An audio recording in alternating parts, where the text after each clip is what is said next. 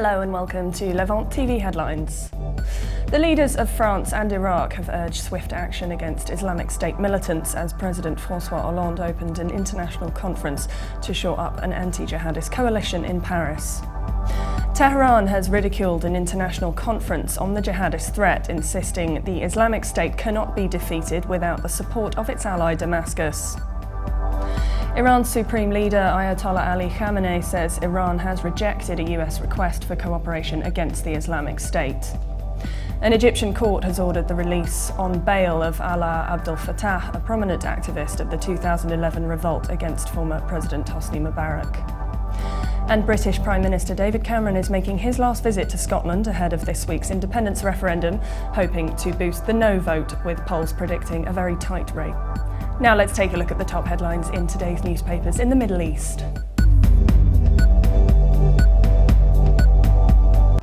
From the UAE, the Khalij Times reports that Sheikh Mohammed bin Rashid Al Maktoum has given the go-ahead for a number of ambitious development projects by the Investment Corporation of Dubai over the coming 3 years, which will contribute 10% to the national economy.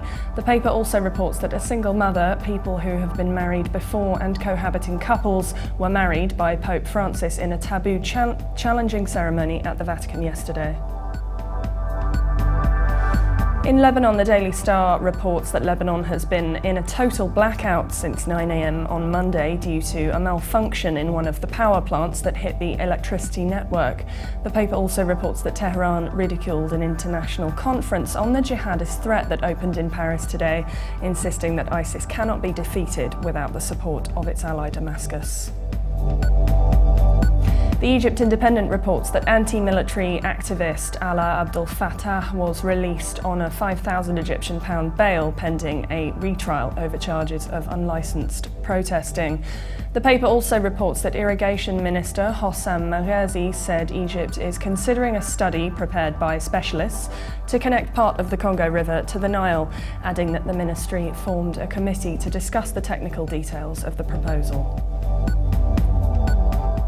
Now let's take a look at the top Middle East headlines from UK papers.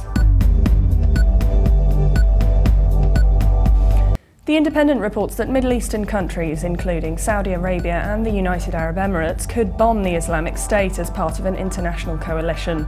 The paper says an American official speaking in Paris, where John Kerry is among delegates from more than 30 countries and groups forming an international response to ISIS, said several Arab countries had offered to join the US-conducted airstrikes. The Guardian leads its Middle East news, reporting that scores of African migrants trying to reach Europe were feared dead last night after their boat sank off the Libyan coast. The paper says only 26 of the 250 had been rescued, a Libyan Navy spokesperson said, adding that there are many dead bodies floating in the sea. And The Telegraph reports that Britain is set to impose curbs on Muslim Brotherhood-linked organisations and block activists moving to London after a report by a senior diplomat raised concerns over the group's links to extremists in the Middle East. The paper also reports David Cameron asking Sir John Jenkins, the ambassador to Saudi Arabia, to compile a full report on the Muslim Brotherhood after Gulf allies put pressure on the government to curtail the movement's London-based operations. Now let's take a look at the top Middle East headlines in international papers. From Germany, the Deutsche Welle reports that US President Barack Obama vowed that the US would stand shoulder to shoulder with the UK after the apparent murder of Briton David Haines. The paper adds that Britain's Foreign Ministry has earlier said it was working to confirm the authenticity of the video, believed to have been filmed in Syria, that claimed to show the killing.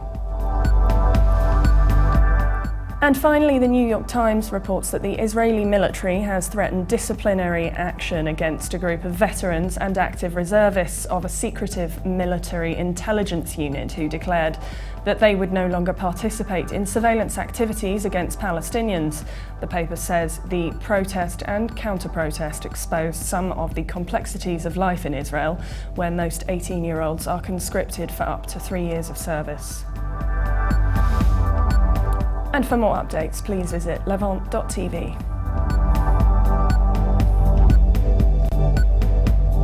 Thanks for watching. Be sure to join us again tomorrow. Bye for now.